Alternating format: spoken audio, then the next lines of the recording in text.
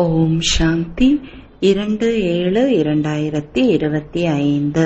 இனிமையான குழந்தைகளே, நீங்கள் இரட்டை அஹிம்சைவாதிகள், ஆன்மீக சேனைகள். நீங்கள் ஸ்ரீமத் படி உங்களது தெய்வீக ராஜ்யத்தை உருவாக்க வேண்டும்.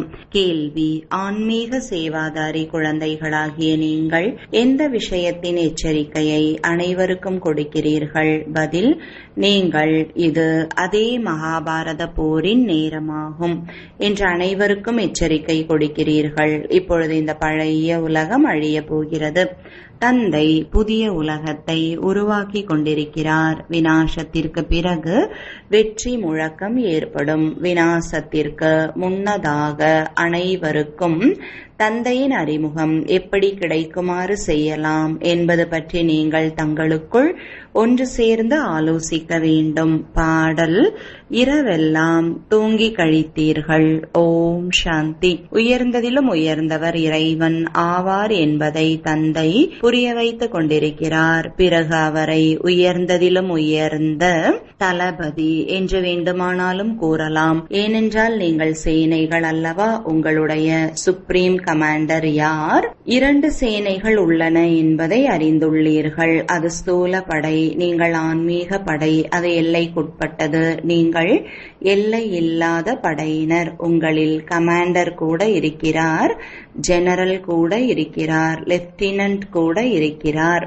நாம் ஸ்ரீமத் படி ராஜ்யத்தை உருவாக்கி கொண்டிருக்கிறோம் என்பதை குழந்தைகள் அறிந்துள்ளார்கள். சண்டை ஆகியவற்றின் விஷயம் எதுவும் இல்லை. நாம் முழு உலகத்தின் மீது மீண்டும் நம்முடைய தெய்வீக ராஜ்யத்தை ஸ்ரீமத் படி ஸ்தாபனை செய்து கொண்டிருக்கிறோம். கல்பகல்பமாக நமது இந்த பாகம் நடிக்கப்படுகிறது. இவை அனைத்துமே எல்லைக்கப்பாற்பட்ட விஷயங்கள் ஆகும்.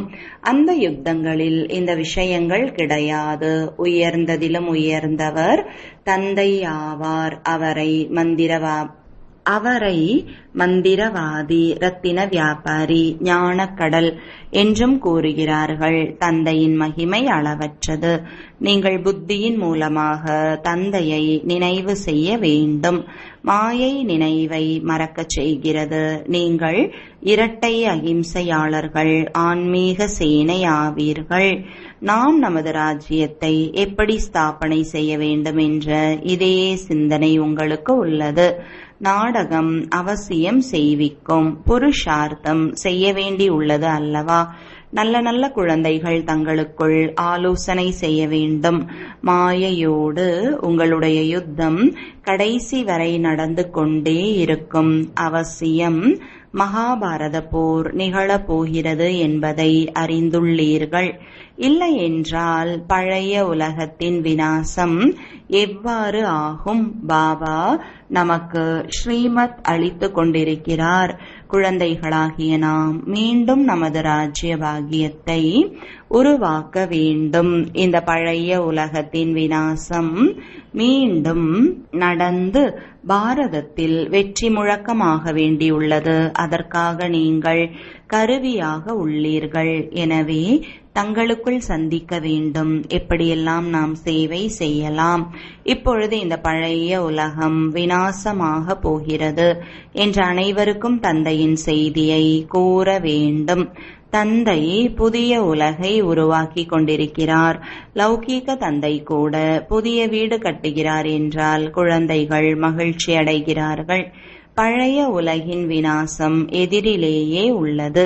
இது அதே மகாபாரத போராகும். மகாபாரத போருக்கு பின்னால் என்ன என்பதை மனிதர்கள் புரிந்து கொள்வது இல்லை. இப்பொழுது நாம் சங்கம யுகத்தில் புருஷோத்தமராகிக் கொண்டிருக்கிறோம் என்பதை நீங்கள் இப்பொழுது உணர்கிறீர்கள். இப்பொழுது புருஷோத்தமராக ஆக்குவதற்காக தந்தை வந்துள்ளார். இதில் யுத்தம் ஆகியவற்றின் எந்த விஷயமும் கிடையாது. குழந்தைகளே, தூய்மை இல்லாத உலகத்தில் ஒருவரும் தூய்மையாக இருக்க முடியாது. மற்றும் தூய்மையான உலகத்தில் ஒருவர் கூட தூய்மையற்றவராக இருக்க முடியாது என்று தந்தை புரிய வைக்கிறார். இவ்வளவு சிறிய விஷயத்தை கூட யாரும் புரிந்து கொள்வது இல்லை. குழந்தைகளாகிய உங்களுக்கு அனைத்து படங்கள் ஆகியவற்றின் சாரம் புரிய வைக்கப்படுகிறது. பக்தி மார்க்கத்தில் மனிதர்கள் ஜபம், தவம், தானம் மற்றும் புண்ணியம் ஆகிய அனைத்தையும் செய்கிறார்கள். அதனால் குறுகிய காலத்திற்கு காக்கை எச்சத்திற்கு சமமான சுகம்தான் கிடைக்கிறது. ஆனால் யாராவது இங்கு வந்து புரிந்து கொண்டால்தானே இந்த விஷயங்கள் புத்தியில் பதியும். இது பக்தியின் ராஜ்யமாக இருக்கிறது. சிறிதளவு ஞானம் கூட கிடையாது.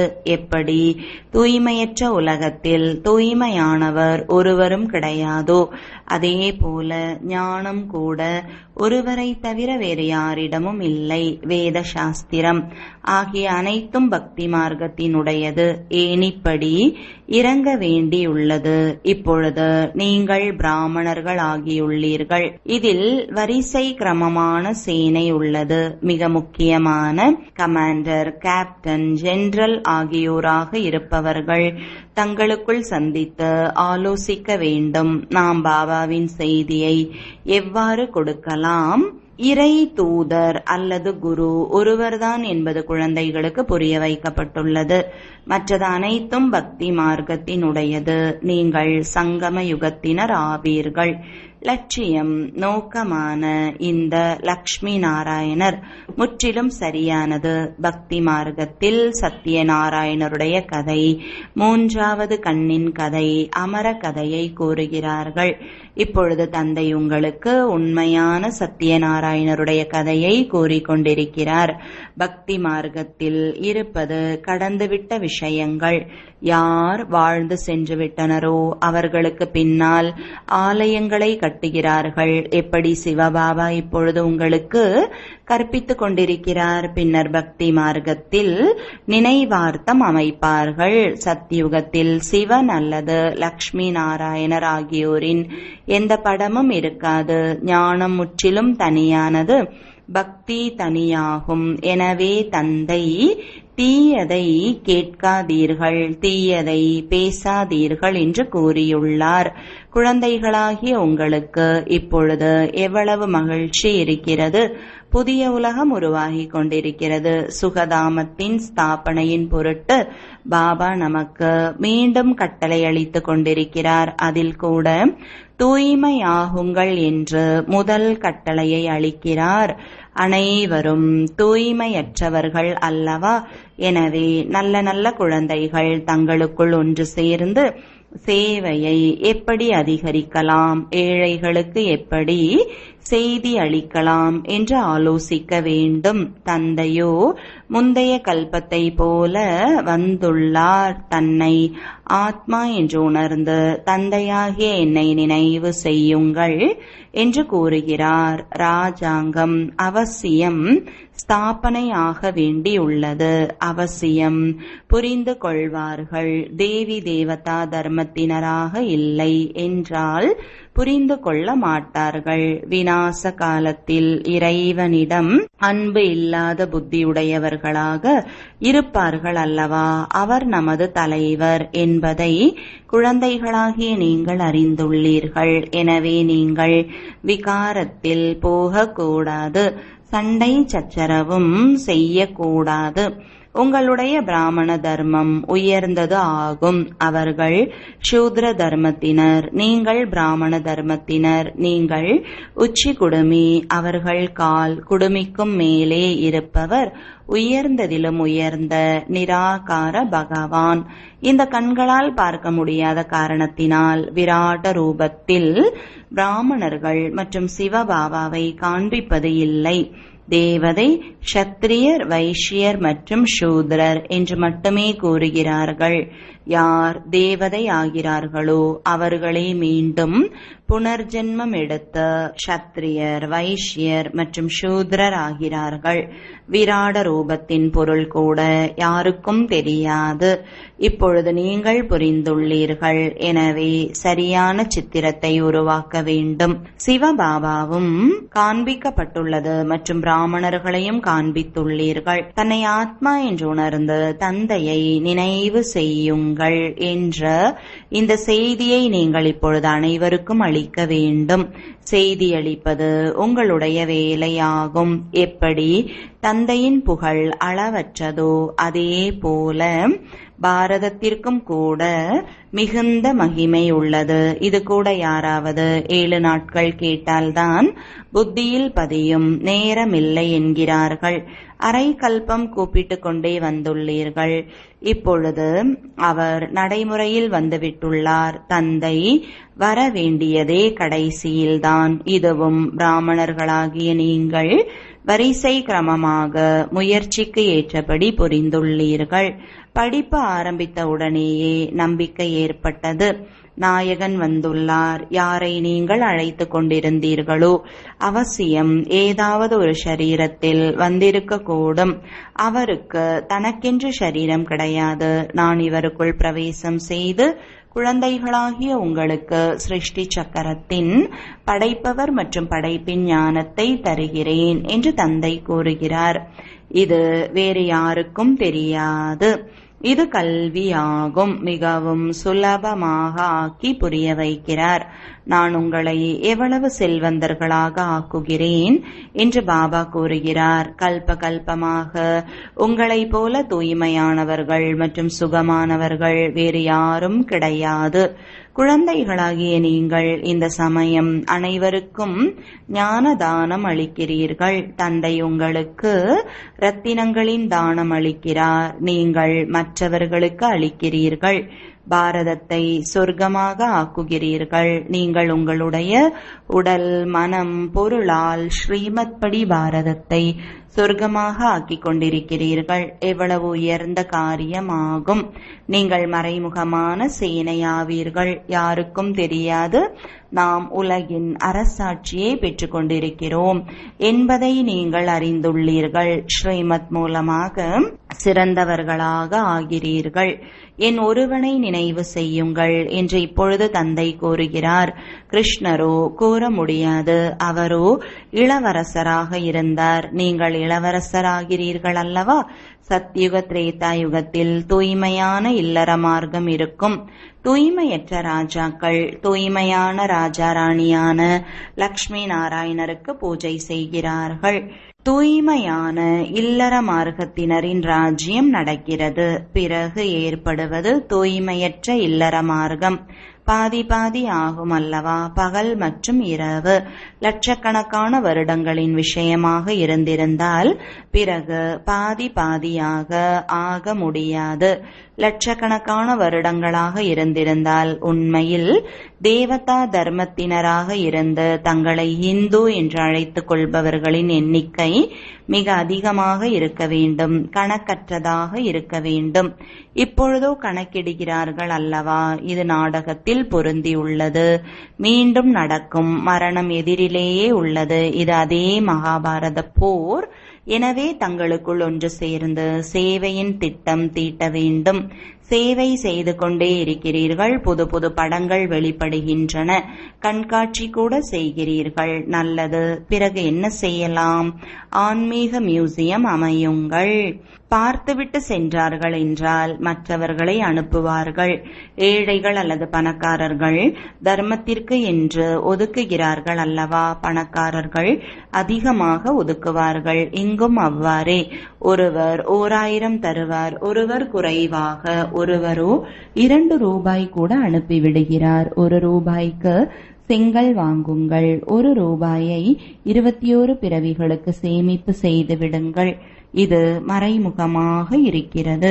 ஏழைகளுடைய 1 ரூபாய் பணக்காரர்களுடைய 1000 ரூபாய்க்கு சமமானதாக ஆகிவிடுகிறது. ஏழைகளிடம் இருப்பதே சிறிது. பிறகு என்ன செய்ய முடியும்? கணக்கு உள்ளது அல்லவா? வியாபாரிகள் தர்மத்திற்கென்று ஒதுக்குகிறார்கள். இப்பொழுது என்ன செய்ய வேண்டும்? தந்தைக்கு உதவி செய்ய வேண்டும். தந்தை பிறகு பதிலாக 21 பிறவிகளுக்கு கொடுக்கிறார். தந்தை வந்து ஏழைகளுக்கு உதவி செய்கிறார். இப்பொழுதோ இந்த உலகமே இருக்காது. அனைத்துமே மண்ணோடு மண்ணாகிவிடும். முந்தைய கல்பத்தை போல அவசியம் ஸ்தாபனையாக வேண்டி உள்ளது என்பதை அறிந்துள்ளீர்கள். குழந்தைகளே, தேகத்தின் அனைத்து தர்மங்களையும் தியாகம் செய்து ஒரு தந்தையை நினைவு செய்யுங்கள் என்று நிராகார தந்தை கூறுகிறார், இந்த பிரம்மா கூட படைப்பு ஆவார் அல்லவா? பிரம்மா யாருடைய குழந்தை? யார் படைத்தார்? பிரம்மா விஷ்ணு சங்கரனை எப்படி படைக்கிறார் என்பது கூட யாருக்கும் தெரியாது. தந்தை வந்து சத்தியமான விஷயத்தை புரிய வைக்கிறார். பிரம்மா கூட அவசியம் மனித படைப்பில்தான் இருப்பார். பிரம்மாவின் வம்சாவளி என பாடப்பட்டுள்ளது. பகவான் மனித சிருஷ்டியின் படைப்பை எப்படி படைக்கிறார் என்பது யாருக்கும் தெரியாது. பிரம்மாவோ இங்கு வேண்டுமல்லவா யாருக்குள் நான் பிரவேசம் செய்துள்ளேனோ அவர் கூட அநேக பிறவிகளின் கடைசியில் இருப்பவர் ஆவார் என்று தந்தை கூறுகிறார். இவர் முழுமையாக 84 பிறவிகள் எடுத்துள்ளார். பிரம்மா ஒன்றும் படைப்பவர் கிடையாது. படைப்பவர் ஒரே ஒரு நிராகாரமானவர். ஆத்மாக்கள் கூட நிராகாரமானவர்கள். அதுவோ அனாதியாகும். யாருமே படைக்கவில்லை. பிறகு பிரம்மா எங்கிருந்து வந்தார்? நான் இவருக்குள் பிரவேசம் செய்து பெயரை மாற்றினேன் என்று தந்தை கூறுகிறார். பிராமணர்களாகிய உங்களுக்கு கூட பெயர் மாற்றினார்கள். நீங்கள் ராஜ ரிஷி ஆவீர்கள். ஆரம்பத்தில் துறவரம் செய்து கூட இருக்க முற்பட்டீர்கள். எனவே பெயர்களை மாற்றிவிட்டார். பிறகு பார்த்தார் மாயை சாப்பிட்டு விடுகிறது. எனவே மாலையை அமைப்பது, பெயரிடுவது அனைத்தையும் விட்டுவிட்டார். தற்காலத்தில் உலகத்தில் ஒவ்வொரு விஷயத்திலும் அதிகமாக மோசடி உள்ளது. பாலில் கூட மோசடி. உண்மையான பொருள் கிடைப்பது இல்லை. தந்தைக்காகவும் மோசடி. தங்களையே பகவான் என்று அழைக்கிறார்கள். இப்பொழுது ஆத்மா யார், பரமாத்மா யார் என்பதை குழந்தைகளாகிய நீங்கள் அறிந்துள்ளீர்கள். உங்களிலும் கூட வரிசைப்படியான முயற்சிக்கு ஏற்ப உள்ளீர்கள். யார் எப்படி கற்கிறார்கள் மற்றும் கற்பிக்கிறார்கள், என்ன பதவி அடைவார்கள் என்பதை தந்தை அறிந்துள்ளார். நாம் தந்தை மூலமாக உலகத்தின் கிரீடமணிந்த இளவரசன் ஆகிக் கொண்டிருக்கிறோம் என்ற நம்பிக்கை உள்ளது என்றால் அதுபோல முயற்சி செய்து காண்பிக்க வேண்டும். நாம் கிரீடமணிந்த இளவரசன் ஆவோம். பிறகு 84 பிறவிகளின் சக்கரத்தை சுற்றி வந்தோம். இப்பொழுது மீண்டும் ஆகிறோம். இது நரகமாகும். இதில் எதுவும் இல்லை. பிறகு தந்தை வந்து பொக்கிஷங்களை நிரப்பி கஷ்டம் துக்கத்தை நீக்கி விடுகிறார். இங்கு பொக்கிஷங்களை நிரப்பிக் கொள்வதற்காக வந்துள்ளீர்கள் அல்லவா என்று நீங்கள் அனைவரையும் கேளுங்கள். அமரபுரியில் காலன் வர முடியாது. தந்தை வருவதே களஞ்சியங்களை நிரப்பி துக்கம் கஷ்டத்தை விலக்குவதற்கு. இது அமர உலகமாகும். இது மரண உலகமாகும். இது போன்ற இனிமையிலும் இனிமையான விஷயங்களை கேட்க வேண்டும் மற்றும் கூற வேண்டும். வீணானவைகளை அல்ல. நல்லது. இனிமையிலும் இனிமையான காணாமல் போய் வெகு காலம் கழித்து கண்டெடுக்கப்பட்ட குழந்தைகளுக்கு தாயும் தந்தையுமான பாப்தாதாவின் அன்பு நினைவுகள் மற்றும் காலை வணக்கங்கள். ஆன்மீக குழந்தைகளுக்கு ஆன்மீக தந்தையின் வணக்கங்கள். ஆன்மீக தந்தைக்கு ஆன்மீக குழந்தைகளின் அன்பு நினைவுகளும் வணக்கங்களும். தாரணைக்கான முக்கிய சாரம். முதலாவது, தந்தை உலகிற்கு அதிபதியாக ஆக்குவதற்கான கல்வியை கற்பிக்க வந்துள்ளார். எனவே ஒருபொழுதும் எங்களுக்கு நேரமில்லை என்று கூறக்கூடாது. ஸ்ரீமத் படி உடல், மனம் மற்றும் பொருளால் பாரதத்தை சொர்க்கமாக ஆக்கும் சேவை செய்ய வேண்டும். இரண்டாவது, தங்களுக்குள் மிக இனிமையிலும் இனிமையான ஞானத்தின் விஷயங்களை கேட்க வேண்டும் மற்றும் கூற வேண்டும். கெட்டதை கேட்க கூடாது, கெட்டதை பேசக்கூடாது என்ற தந்தையின் இந்த கட்டளை எப்பொழுதும் நினைவில் இருக்கட்டும். வரதானம். எல்லைக்கு உட்பட்ட அனைத்து ஆசைகள் மீதும் வெற்றி பெறக்கூடிய காமத்தை வென்று உலகை வென்றவர் ஆகுக. விளக்கம். காம விகாரத்தின் அம்சம் அனைத்து எல்லைக்குட்பட்ட ஆசைகள். ஆசைகளில் ஒன்று பொருட்களை பற்றியது. இரண்டாவது, மனிதர்கள் மூலமாக எல்லைக்கு உட்பட்ட பிராப்திகளை பற்றியது. மூன்றாவது, சம்பந்தங்களை அனுசரித்தல் பற்றியது. நான்காவது, சேவை பாவனையில் எல்லைக்கு உட்பட்ட ஆசைகளின் உணர்வு.